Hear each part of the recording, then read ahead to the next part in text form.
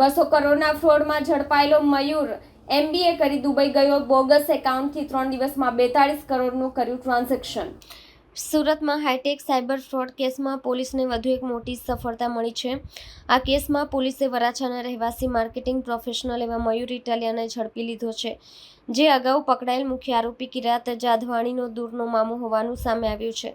પોલીસે તેની પૂછપરછ કરી ત્યારે અનેક ચોંકાવનારા ખુલાસા થયા છે. મયુર ઇટાલિયાએ ઓગસ્ટ 2024થી લઈને અત્યાર સુધી મુખ્ય આરોપી કિરાટ અને ફરાર દિવ્યેશને 30થી વધુ બોગસ બેંક એકાઉન્ટ વેચ્યા હતા. તેમાંથી એક એકાઉન્ટ તેને 6 લાખ રૂપિયા આપ્યું હતું. સૌથી મોટો ખુલાસો એ થયો છે કે જેણે માત્ર 3 દિવસમાં 42 કરોડ રૂપિયાનું ટ્રાન્ઝેક્શન કર્યું હતું. તે સ્ટાન્ડર્ડ ચાર્ટર્ડ બેંકનું એકાઉન્ટ મયુર ઇટાલિયાએ છાપ્યું હતું.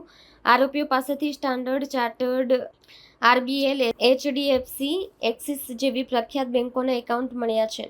પોલીસે મયુરને કોર્ટમાં રજૂ કરી 2 દિવસના રિમાન્ડ લીધા છે. હાલમાં ED અને DRI જેવી ધૃતીય એજન્સીઓને પણ આ કેસમાં જોડવામાં આવી છે. ઉધના પોલીસે હાઈ પ્રોફાઇલ સાયબર ફ્રોડ કેસમાં વરાછા વિસ્તારના રહીશ મયુર ઇટાલિયાને ઝડપી લીધો છે. મયુર ઇટાલિયાની પૂછપરછમાં ખુલાસો થયો છે કે તેણે ઓગસ્ટ 2024થી અત્યાર સુધી કિરાટ અને ફરાર દિવ્યેશને કુલ 30 ફેક બેંક એકાઉન્ટ આપ્યા હતા.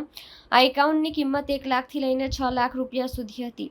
આ bank account bogus GST number અને ટેક્સટાઇલ કંપનીઓના નામે ખોલાવવામાં આવ્યા હતા, જેથી તે જહેમત વગર વાપરી શકાય અને કોઈને શંકા ન જાય. મયુર ઇટાલિયાએ સમગ્ર રેકેટ માટે બેન્કિંગ વ્યવસ્થાની પાયાની રચના કરી હતી. મયુર ઇટાલિયાએ MBAની ડિગ્રી મેળવ્યા બાદ માર્કેટિંગ ક્ષેત્રમાં કારકિર્દી શરૂ કરી હતી. શરૂઆતમાં તે પાપડના પ્રોડક્ટ્સની માર્કેટિંગ કરતો હતો. આ સમય જતાં તેની પ્રવૃત્તિઓ શંકાસ્પદ બની અને તે સાયબર ફ્રોડના નેટવર્ક સાથે જોડાઈ ગયો. આટલું વાંચેલું લખેલું હોવા છતાં મયુરે પોતાના કુશળતાનો ઉપયોગ ગેરકાયદેસર કામમાં કર્યો અને કરોડોનું ફ્રોડ અમલમાં મૂકવામાં મુખ્ય ભૂમિકા ભજવી. સુરત શહેરના ઉધના પોલીસ દ્વારા હાલમાં એક ખૂબ જ મોટા એવા સ્કેમ, જેમાં સાયબર ફ્રોડનું અને અન્ય ગુનાઓ સામેલ છે, એ પ્રકારના ગુનાની તપાસ હાથ ધરવામાં આવેલ છે. આ ગુનામાં જે 2 વ્યક્તિઓ પકડાયા હતા, ત્યારબાદ ફર્ધર ઇન્વેસ્ટિગેશનમાં પોલીસને અન્ય એક વ્યક્તિ જેનું નામ મયુર ઇટાલિયા છે, એની પણ ધરપકડ કરવામાં આવી છે. આ મયુર ઇટાલિયાએ સાયબર ફ્રોડ કરનારા મુખ્ય વ્યક્તિઓ કિરાત જાધવાણી અને મીત ખોખર, આ લોકોને 30 જેટલા કરંટ એકાઉન્ટ ખોલાવડાવી અને સેલ કર્યા હતા અને એ દરેક એકાઉન્ટ દીઠ એને 6 થી 6.5 લાખ અથવા વધારે પ્રકારની એમાઉન્ટ એને મળતી હતી. આ જે મયુર ઇટાલિયા છે, એણે પોતે MBA કરેલું છે અને કોઈન પાપડ પ્રકારનું જે પાપડ આવે છે એના માર્કેટિંગનું કામ પણ કરે છે. પોતે દુબઈ પણ 2 વાર જઈ આવ્યો છે, એવી માહિતી પોલીસને છે. અમે દરેક બાબતે ઊંડાણપૂર્વક તપાસ કરી રહ્યા છીએ. અત્યાર સુધી અમારી જે તપાસ છે એમાં આ સમગ્ર ઘટનામાં લગભગ 265 કરોડ જેટલી એમાઉન્ટનું કેલ્ક્યુલેશન અમારા સામે આવ્યું છે, કે જેમાં એ લોકોએ જે સ્ક્રીનશોટ્સ અને એ લોકોના જે ટ્રાન્ઝેક્શનની ડિસ્કશન હોય, એમાં અત્યાર સુધી 265 કરોડ એમાઉન્ટનું ટ્રાન્ઝેક્શન થયા હોવાનું પ્રાઇમરી અત્યારે જણાય છે. અને એ 265 કરોડ દીઠ આ લોકોને કેટલું કમિશન મળ્યું એનું પણ અત્યારે તપાસ ચાલુ છે. સર, મયુર જે આરોપી છે 6 લાખ એ પોતે લેતો હતો, તો જે બેંક એકાઉન્ટ કીટ જેને ભાડે લેતો હતો તેને કેટલું કમિશન આપતો હતો?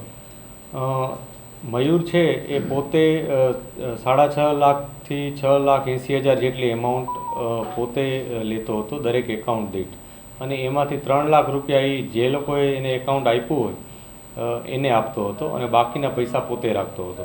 એ દરેક વખતે વેરી થતું રહેતું. ક્યારેક કોઈ કરંટ એકાઉન્ટમાં જો લિમિટ વધારે હોય તો એ પ્રકારે એને એમાઉન્ટમાં ફેરફાર થતી હતી, કોઈમાં લિમિટ ઓછી હોય તો એ પ્રકારે ફેરફાર થતો.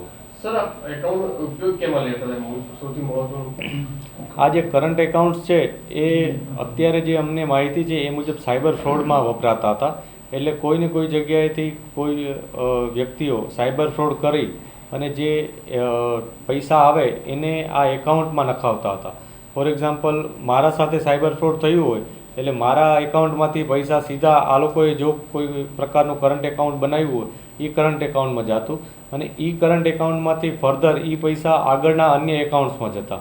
એટલે આ એક વેબ જેવું છે, આખી એક જાળું છે કરોડિયાનું, અને એને અમે એક પછી એક તપાસી રહ્યા છીએ. એકબીજા સાથે ઘણા બધા એકાઉન્ટ્સ જોડાયેલા પણ છે અને દરેક એકાઉન્ટ્સ 2 થી 3 દિવસ વધુમાં વધુ રહેતું હતું અને પછી બ્લોક થઈ જતું હતું અથવા એને એ લોકો યુઝ કરવાનું બંધ કરી દેતા હતા. અમુક એકાઉન્ટ્સમાં સાયબર ફ્રોડની ફરિયાદો પણ થઈ છે, તો એની પણ તપાસ અત્યારે ચાલુ છે. સર, મયુરે જે બેંક એકાઉન્ટ ભાડે લીધા છે એ કોઈ સગા સંબંધીના છે? મયુરે પોતાના સંબંધીઓના પણ કેટલાક એકાઉન્ટ્સ લીધા છે અને અનનોન લોકોના પણ જે એના મિત્રો હતા એના થ્રુ અન્ય લોકોના પણ એકાઉન્ટ્સ લીવડાવ્યા છે એને.